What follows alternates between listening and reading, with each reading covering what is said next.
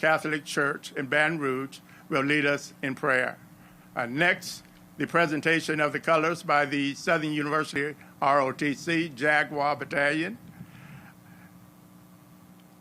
The Pledge of Allegiance will be led by Representative Barbara Freeberg, and the national anthem sung by Miss Brittany Jackson, a music teacher at Sharon Hills Elementary in Baton Rouge, and then, of course, Governor Edwards.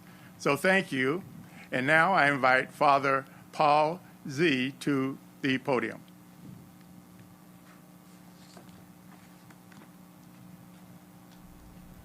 Of course, that's Ray Belton, Dr. Ray Belton, the president of Southern University, giving the address and telling us what's going on. And here is Father Paul Yee from St. George Catholic Church in Baton Rouge.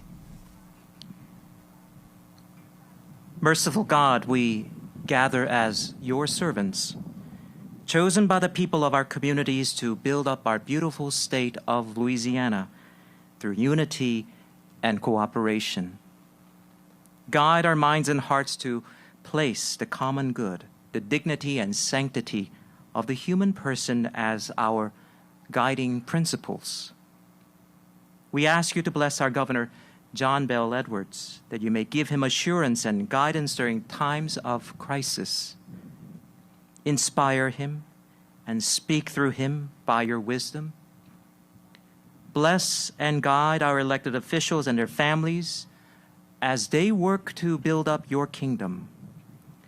While there may be disagreements, let us remember to be open to the possibility that we are all seeking the will of God, and that each person brings truth, integrity, and wisdom to the legislative process.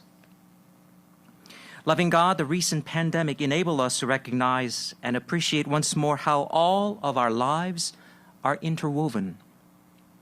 Bless all those around us who, in the midst of fear, minister to those who suffer the COVID-19. We ask for your comfort for those who have suffered in a myriad of ways during this time. As we look forward to the day when the pandemic will be behind us, let us not forget that we will always have those who are on the margins of our communities. Just as God has been merciful to our families, let us be merciful to those families in need. May our legislators be always mindful of what's best for each and every citizen of Louisiana. Lord, you told Moses, "Do not be afraid. Stand firm, and you will see the deliverance of the Lord will bring you today." We believe that every day your strength, your truth, and your wisdom guide us. May all that we do be for your greater honor and glory. Amen. Father Paul Yee, pastor at St. George Catholic Church in Baton Rouge. Barry, we can try to set the scene very quickly as the Southern ROTC color guard comes on. But tax reform is the big topic here, but there are a lot of big topics of this session. Yeah, this is a fiscal session. That's the main focus of it. So tax reform, tax restructuring, that type of thing, but also a lot about how to spend federal dollars that are COVID related. We've got more than $3 billion that are coming to the state that can be spent over the next couple of years, and the legislature wants to speak to that. Okay, now we have Brittany Jackson singing the national anthem. Early light, what so proudly we've hailed at the twilight's last gleaming, whose broad stripes and bright stars through the perilous fight o'er the ramparts we've watched were so gallantly streaming, and the rocket's red glare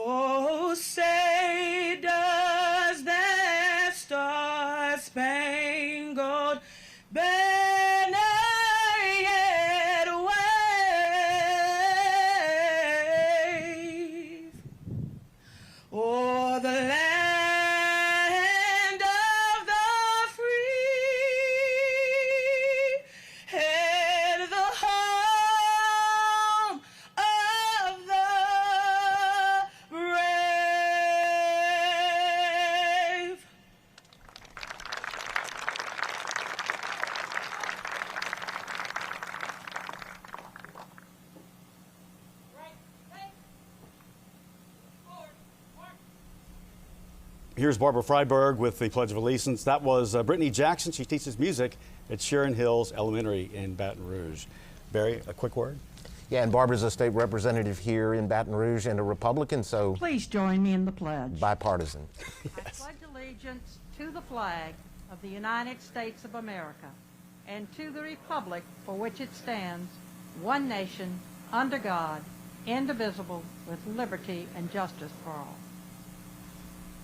So that sets the stage now for the governor to step up in just a moment here, and that gives us a chance to say a few words about what we expect to see besides the special guests in the audience tonight. Well, you can see the setting is different, obviously, because of COVID, and I think we'll hear the governor talking a lot about COVID in his address here. Good evening, everyone, and I want to start there now. by Here we go. thanking Father Paul for the opening prayer, the Jaguar Battalion for posting the colors, and Brittany Jackson, music teacher at Sharon Hills Elementary, for the anthem. And I want to thank Representative Freiberg as well for leading the Pledge of Allegiance. Good evening, everyone. Mr. Speaker, Mr. President, Lieutenant Governor Billy Nungesser, and members of the Legislature, distinguished guests, and all of my fellow Louisianans. I am honored to be speaking to you today from the campus of Southern University. And I want to thank you, President Ray Belton, for your hospitality, and to your entire team for helping to put this event together following current COVID-19 mitigation measures. I also want to thank you for sharing your campus with the public as a hub for a drive-through testing and vaccinations. Your efforts have been nothing short of tremendous. And in fact, just this weekend, the Southern University system administered over 1,000 vaccination shots. Thank you so much. You know, today the bleachers are bare, but one day soon, if more people continue to get vaccinated and we hold down the transmission of the virus, we are certainly going to fill this stadium once again. And I can't wait to be here with you, watching the human jukebox and the Jaguars take the field. I am looking forward to that day. This is not how I would typically deliver my opening speech for session. But then again, this has not been a typical year. Usually, as you know, I would be in front of a joint session of the Legislature in the House chamber, but I spoke to Speaker Schexnayder and President Cortez and decided to change the venue in order to keep everyone safe and adhere to current CDC guidelines. To the legislators who are here today following the opening of the 2021 regular session, thank you for your service. Thank you for your presence. I look forward to working with you and all of the legislators this session. I know this hasn't been an easy year for you, for your families, for your businesses. COVID has taken far too many of our friends and colleagues. Earlier in the pandemic, you even lost one of your own, Representative Reggie Bagala. As you know, I lost a member of my own staff, April Dunn, around the same time. And then, in December, Senator Regina Barrow lost her husband of 36 years, James, to COVID. Senator Barrow, I want you to know how much I appreciate the work that you are doing despite your own heartache to encourage people to get vaccinated. To everyone watching, thank you for continuing to tune in and work with us as we navigate these uncertain times. I want to especially acknowledge those who were impacted by Hurricanes Laura and Delta. Please know that we are working hard every day with your local leaders, our congressional delegation, the Biden administration, to address the many needs that remain in Southwest Louisiana. I'm also joined today by a number of healthcare and frontline workers. Cynthia Keller is the lead production supervisor for food and nutrition services for Lane Regional Medical Center in Zachary. Dr. Aldo Russo is the regional medical director at Oxford Medical Center in Baton Rouge. Cynthia Pitts is the environmental services supervisor for Baton Rouge General Medical Center. Eric Swear is a respiratory therapist for Women's Hospital, and Belinda Beavers is the RN supervisor for the COVID ICU unit at Our Lady of the Lake. Chef Lonnie Trabeau with Citigroup Hospitality knows firsthand how the pandemic has impacted the restaurant industry. And she also spent time cooking meals for people experiencing homelessness. And Rakia Gallion has helped prepare over 30,000 meals a day for the East Baton Rouge school system. So please join me in welcoming these heroes this evening.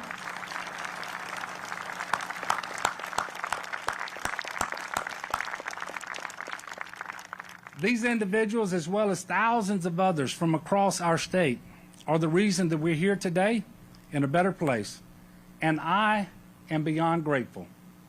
At my last State of the State address on March 9, 2020, I announced the first confirmed case of COVID-19 in Louisiana. In that singular moment, everything changed. Since that day, there have been nearly 500,000 confirmed cases in our state.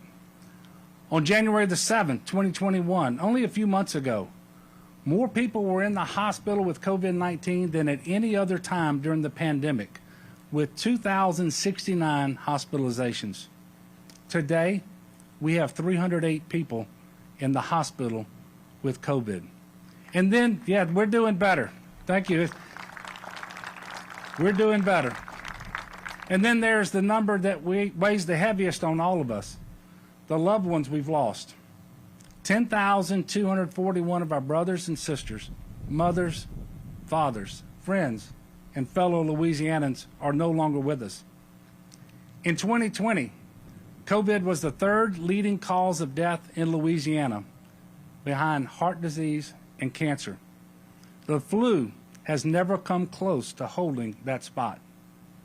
One of our worst seasons for flu deaths was 2018 and 19, when 1,550 people died.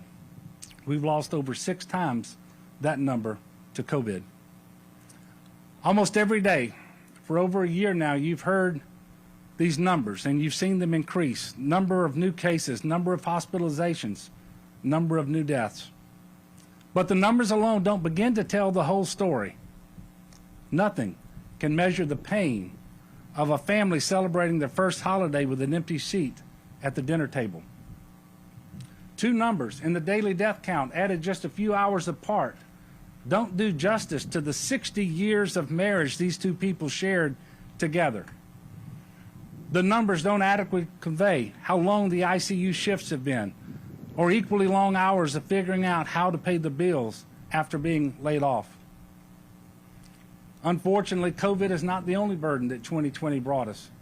3 devastating hurricanes made landfall in Louisiana. 2 of them, Delta and Laura, came ashore just a few miles apart in southwest Louisiana. And Laura was the strongest hurricane to hit the state since at least the 1850s. Thousands of homes were destroyed and lives were turned upside down again. As I said a moment ago, we are working every day to pick up the pieces and make communities whole again. We will not stop rebuilding. We will not stop making Southwest Louisiana stronger than ever. And for every story of loss, there has also been one of survival, because Louisiana is a state full of unwavering faith and an enduring spirit. I wish I could stand here today and say that COVID is completely behind us. We're not quite there yet. That's why we're still wearing masks and socially distancing and taking all the necessary precautions that we know work. Even more so now that there are variants of the virus spreading in our communities. But I will tell you, there is hope. A couple of weeks ago, we opened up COVID-19 vaccine eligibility to everyone 16 or older. We have 3 extremely safe and effective vaccines that are the ticket to ending this pandemic. And on Friday of this week, we'll open our first federally sponsored community vaccination center in Baton Rouge. What a difference a year makes. I know some of you have questions. I know some of you have questions about the vaccines, and that's okay. Most of us, myself included, didn't go to medical school. That's why I have Joe Cantor with me everywhere I go, and he's at all of my press conferences. That's why you see doctors and nurses on the news reaching out to the public. So when you hear me say that the shots are safe and effective, that's not coming from me. That's coming from doctors and scientists and epidemiologists, like Dr. Jane Martin, a physician specializing in maternal fetal medicine at Ochsner. And she is with us here tonight. Thank you so much, Dr. Martin. Not only has she been educating patients and the public on the importance of getting vaccinated, Dr. Martin received both doses of the Pfizer vaccine while pregnant with her third daughter, and she wants all patients to feel comfortable asking doctors about getting the vaccine so that they too are able to make informed decisions about their own health that are based on facts. Over 28% of Louisianans, more than 1.3 million, have already begun their vaccine series. We need as many people as possible to be in that number as soon as possible to put this pandemic behind us. We have a new vaccine hotline you can call to schedule your appointment or connect with a medical professional who can answer your questions. That number is 1-855-453-0774. Again, it's 1-855-453-0774. So we're not out of the woods yet, but we are moving forward. And that's what I want to talk to you about now. What's next? Over the past year, we've been pushed to think outside the box, to work in new ways, learn in new ways, socialize in new ways. One thing is clear. We can absolutely do things differently. So this legislative session, let us challenge ourselves to envision new ways of making Louisiana better for all of our citizens. Tragedies like the ones we faced often remind us of our shared humanity. But then things start to get back to normal and we forget that for some, the road to recovery is much longer and more difficult. Like you, I want Mardi Gras parades to roll again. I want festivals to resume. And I certainly don't want to have to wear a mask all the time. But I don't want post-pandemic Louisiana to look completely like pre-pandemic Louisiana, nor should it, because we can do better. The pandemic has highlighted inequities that have persisted in our communities, especially when it comes to health outcomes. These inequities were not created overnight, nor will they be eliminated overnight. They're the culmination of years of policies and neglect that our communities of color and low-income populations have borne for generations. If we do not address these issues now, we are doing a great disservice to people who have already suffered so much. That is precisely why early in the pandemic I established the Health Equity Task Force. It's why we rolled out the Bring Back Louisiana campaign, or working to ensure that all communities have access to the vaccine. It's also why I created the Resilient Louisiana Commission, to ensure that small businesses that have been devastated by this pandemic have a seat at the table and a path forward. Through this work, we have safely reopened our economy and are quickly making up the ground we lost to the pandemic. It's why 5 years ago I expanded Medicaid to the working poor in Louisiana. Because of that decision, many more people, hundreds of thousands, have had access to primary care physician and the ability to afford prescription medication in order to treat or control underlying conditions that make them more vulnerable to COVID.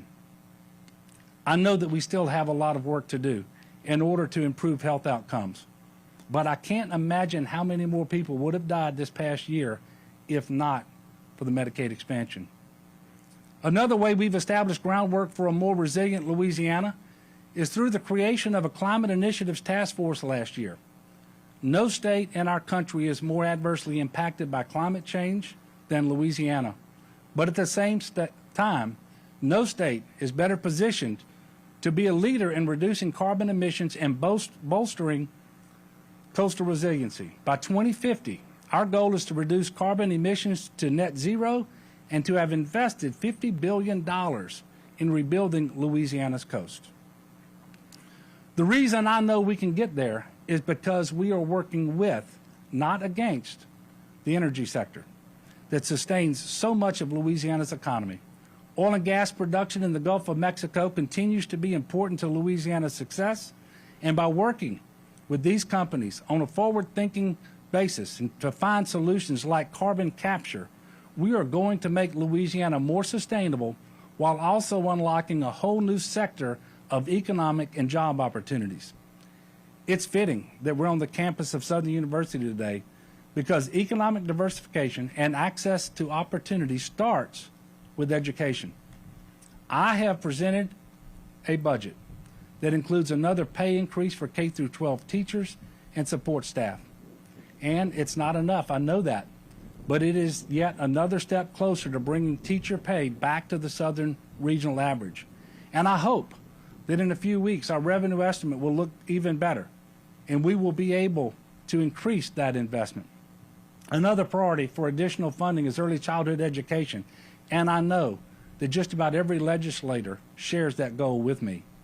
My budget also includes a faculty pay increase for higher education as well as $15.6 million towards higher education budget stabilization. It also fully funds the TOPS program, which is estimated to need and will receive another $13 million this year, and it includes a historic $11 million increase in funding for GO grants.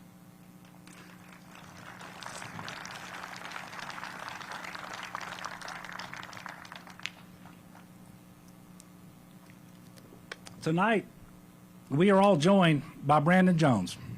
He's a senior at LSU, majoring in electrical engineering. I took a few electrical engineering classes and didn't do so well, Brandon. I'm very, very envious of you. Brandon graduated high school from Scotlandville. He works to give back to his community through volunteer efforts. And Brandon has received a GO grant every year, and he credits that scholarship with the ability to stay in school and complete his degree. So Brandon, I have an idea of how hard you've had to study in order to earn this degree. And by increasing funding for GO grants, we can help many more students like Brandon to achieve their goals. Let's give Brandon a round of applause tonight.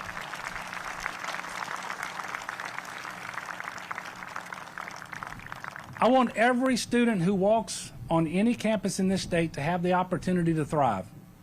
I also want them to go on to succeed in the workplace. And simply put, we can't accomplish this if we aren't investing in higher education.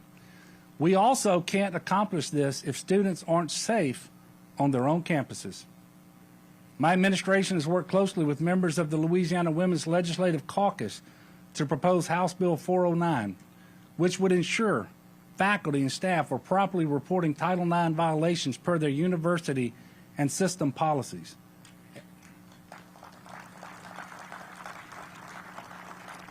I know there are other bills that could be beneficial, and I'm committed to working with legislators on this issue.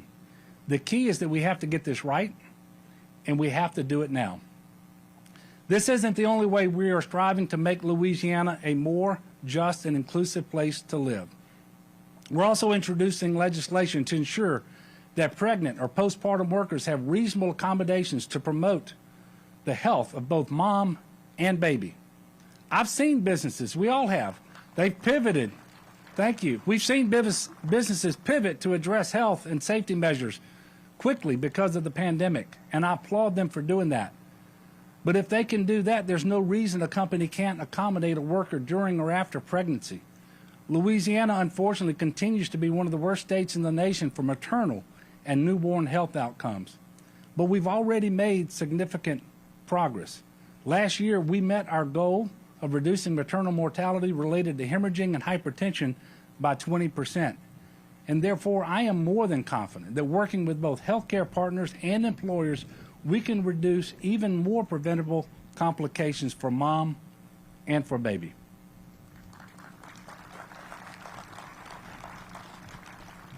Louisiana also continues to have one of the largest gender wage gaps in the country. My legislative package includes pay transparency bills that are simple ways to address pay equity. You've heard me talk about this before. and you're going to keep hearing me talk about it until we actually do something. It is beyond time. Frankly, it's embarrassing because we all know that when women succeed, Louisiana succeeds, period.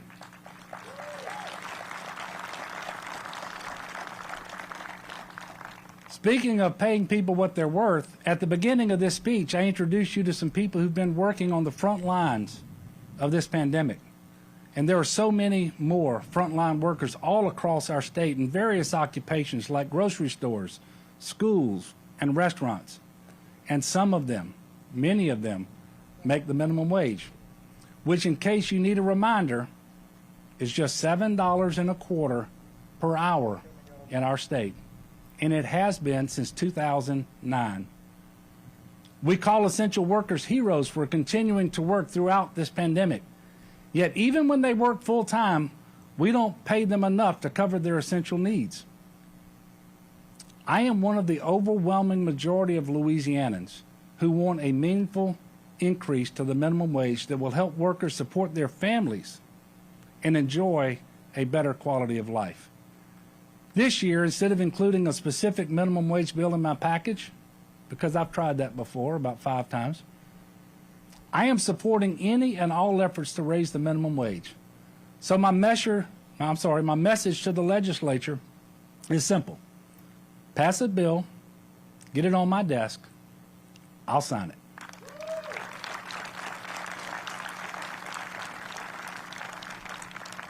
Three additional bills in my package are aimed at improving advocacy for those most vulnerable.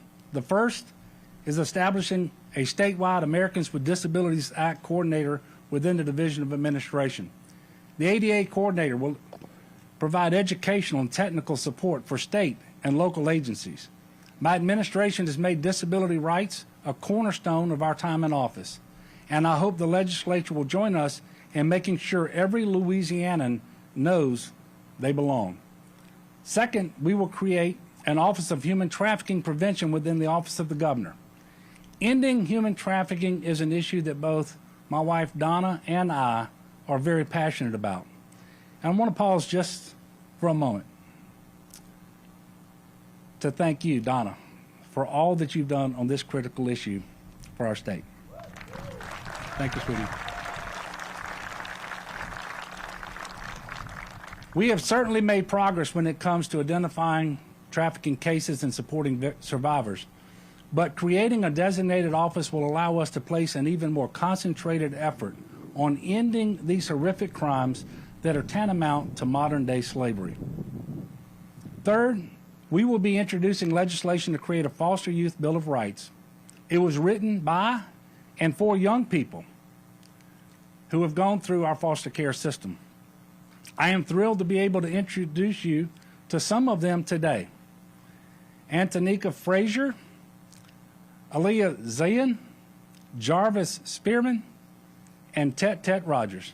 Thank you all for being here. Your advocacy is going to continue to help so many young people. And they should know that their voices and their experiences are important. Finally, I want to take a moment to discuss some other items that will be widely debated this session. As you all know, this is a fiscal session, and with that comes a tendency to throw a lot of bills at the wall just to see what sticks. But true tax reform doesn't just mean tax change. Since 2016, we've made great strides in stabilizing Louisiana's budget, and our efforts are paying off. In fact, earlier this year, Moody's Investors Service revised Louisiana's fiscal outlook from stable to positive. And I know we have the opportunity to gain back the momentum we lost to the pandemic and natural disasters. But remember, in just 4 years, 2 more special sessions, two more fiscal sessions. I don't want any more special sessions. 2 more fiscal sessions from now, counting the one that started today, the 0.45% sales tax rolls off the books. We already have one of the lowest combined state and local tax burdens in the country. So while we can and should make reforms, they must be revenue neutral. No one wants to go back to the fiscal mess that I inherited and that we all had to deal with several years ago. And quite frankly, I won't let that happen.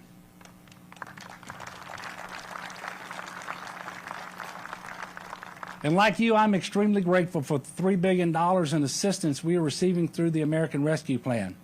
I believe our first priority needs to be replenishing the Unemployment Trust Fund to ensure that we can continue paying benefits and protecting businesses from tax increases. And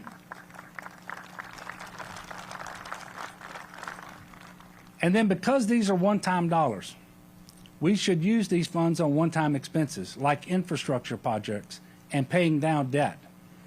I also want to make sure that we're maximizing federal dollars to serve as many people as possible. And that includes capitalizing on funding for high-speed, affordable broadband for every single person in the great state of Louisiana.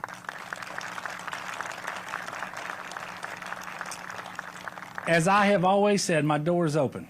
Let's talk. Let's make reforms, but let's make sure they are real reforms, like the ones recommended by a task force made up of economists and tax professionals that the legislature itself created in HCR 11. So in closing, as we enter the 2021 regular session and inch closer to the ending of the COVID pandemic, I am hopeful because the people of Louisiana are as resilient as ever. In 2020, we had many dark and cloudy days. To borrow a line from Louisiana State song, it felt like our sunshine had gone away. But better days are here, and even better days are ahead. I was thinking about this recently as we celebrated Easter, and I know that Easter is a time that renews our hope and faith in brighter days to come. In his first letter to the Thessalonians, St. Paul told them, and he tells us, rejoice always, pray without ceasing, and in all things give thanks, for this is the will of God in Christ Jesus. I know how hard it's been to find ways to rejoice or give thanks during the pandemic and natural disasters, but it is getting better now. A new day is dawning with every single shot in every arm. And while we are 10,241 rays of sunshine dimmer here in Louisiana, we're going to keep their memories shining by working hard to create a better state for all of our people. At the end of the day, it's the Louisiana people who truly make our state bright. So let's work together. Let's fight for the future that we know is possible. Let's get our sunshine back. God bless the United States of America, and God bless the great state of Louisiana. Thank you all. Edwards, thank you. Getting us standing. Thank you.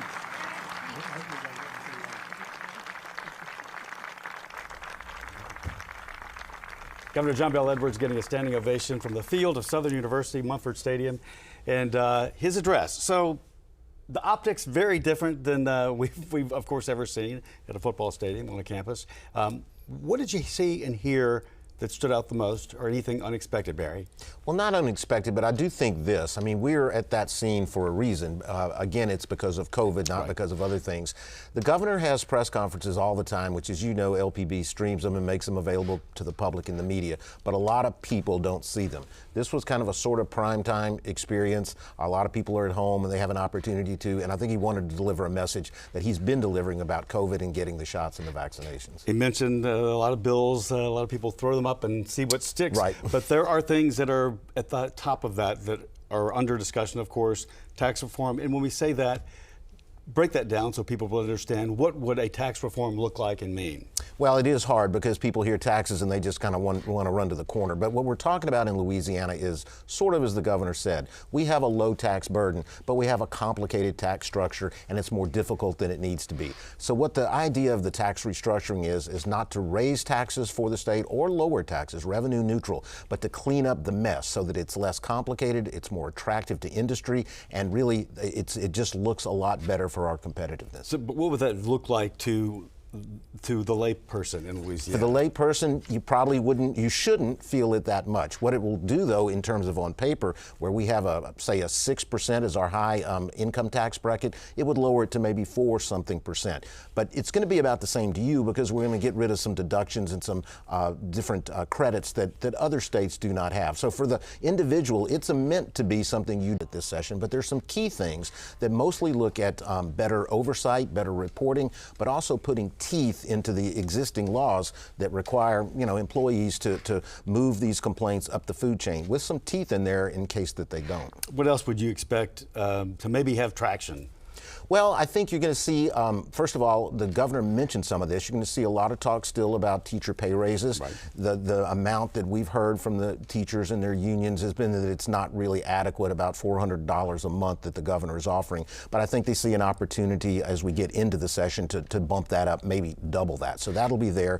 Also faculty raises for higher ed, but also investment in colleges and universities, unlike we've really seen in a decade. So that's going to be a big piece of part of the governor's agenda. And trying to climb out of this pandemic, and any scientist or doctor will tell you that the way to do that is through vaccination. Absolutely, and the governor, used this to make that point again. We're still a little low compared to other states in that area. This is something that I think, he really wants to see us boost up. And it's open to everybody. Has been one of the states that opened to everybody earlier than others. We did, and we're trying to broaden the availability in terms of where you can go, access, to simplify it for people too. Right. It's if you have a question about it, though, it's not difficult to know where to turn and ask. It's every outlet anywhere can direct you to where to go. Coming up at 7 o'clock tonight, there is a 500-person at least Zoom call from togetherlouisiana.org. At 7 o'clock, if you want to join that, you sure can. togetherla.org.